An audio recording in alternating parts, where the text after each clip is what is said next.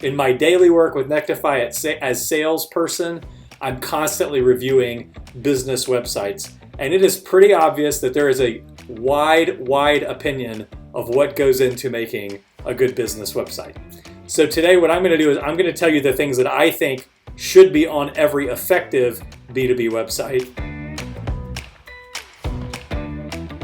One of the first things that I think differentiates a mediocre B2B website from a really effective one, and this sounds maybe a little weird, is the fact that they actually are speaking to me as the reader of that page. So they're using the words like you. When somebody is on your website, the chances are extremely high that that's a single person, usually in a very personal environment. And what a lot of businesses forget is that when you're talking to that prospect, you're talking just like you would talk to somebody if you had taken them to lunch. So the websites that most consider that approach, I think, are effective in connecting with the buyer.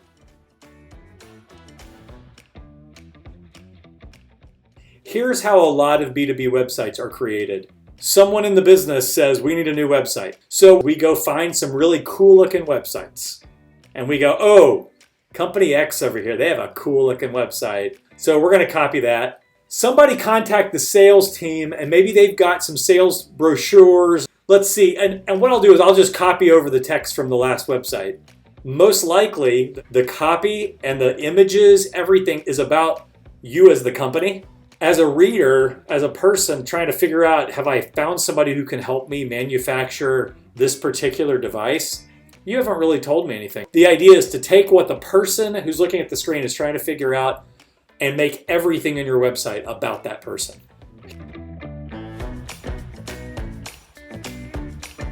Most people who need what you sell don't know you exist. How are you going to talk to the people who have a problem that you can solve that don't know you exist?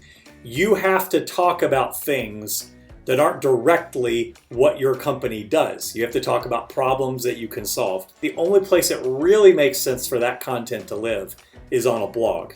You can consistently create content that says, oh, you're having a problem doing this? Here's some way that you could solve this, and you provide something helpful, right? So that person is glad they found it. They look up in the upper left-hand corner where your logo is and go, wait, who wrote this? Go and click on your product pages and go, why am I trying to solve this problem myself? I should just contact these guys and talk to them about what they do. That's like the idea behind what we call growth content here at Nectify. It typically lives on your blog, but then it overflows into the pages of your website. It lives on landing pages. It lives on your contact forms. That's what growth content is across your website, and every B2B company needs it. If you're going to really separate the contenders from the pretenders with B2B websites, there's one really simple way to find out. Go to their website and go find the way to start a business relationship with them.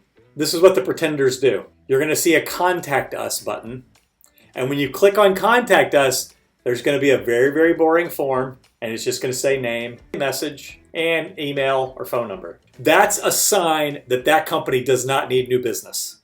They're basically saying, you have to start a conversation from scratch, and we'll go forward from there. So what should you have instead? Think about what is the main thing you want a prospect to do when they're ready to engage with your company. So maybe in your case, it's a demo. Maybe you have some really complicated software and you really want them just to see the software. Maybe it's a quote request. Maybe it's a request just to talk to a salesperson to get further insight. So you create a page for that explains, here's what we're trying to do. Here's what we want to show you. Here's what you can expect. Grab a time on our salesperson's calendar and book that demo right now. Those are the companies that care about initiating that sales process. If you do any thinking at all about what makes your business different from every other business online, especially the other businesses within your industry, there is one particular thing that differentiates you, and most businesses completely miss this opportunity.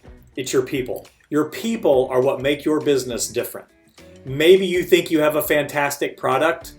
Maybe you think you've got some revolutionary innovation, but I guarantee you the reason your customers continue to do business with you is because of the people they interact with at your company. Here's what's messed up with most B2B websites. There's a page that says About Us, and it might list the leadership who are in the suits and ties. Meanwhile, all of the people that actually interact with your customers are nowhere to be found on that page. You've got to make it clear that your people are the differentiators. There's some companies who do this really, really well online as well. They've got pictures of their real support people. And when you call support, guess who you're talking to? It's that person. That's genius, because what you're doing is you're building a bridge between your customers or potential customers and the real people that they're interacting with, and you create trust. Now, if you're a manufacturing business and you've got 4,000 employees, I get it. That may not be possible. How about a group picture? By skipping that on your website, you're doing your company a tremendous disservice, and you're missing a chance to really differentiate yourself. Everything about your website should be built and designed with your customer in mind. In other words, build it from the outside in and not from the inside out. Your content, how your customer contacts you, how your customer gets to meet your people, how you speak about starting a relationship, all of these things are customer-centric, not company-centric. Apply that and your website will stand out in the B2B world.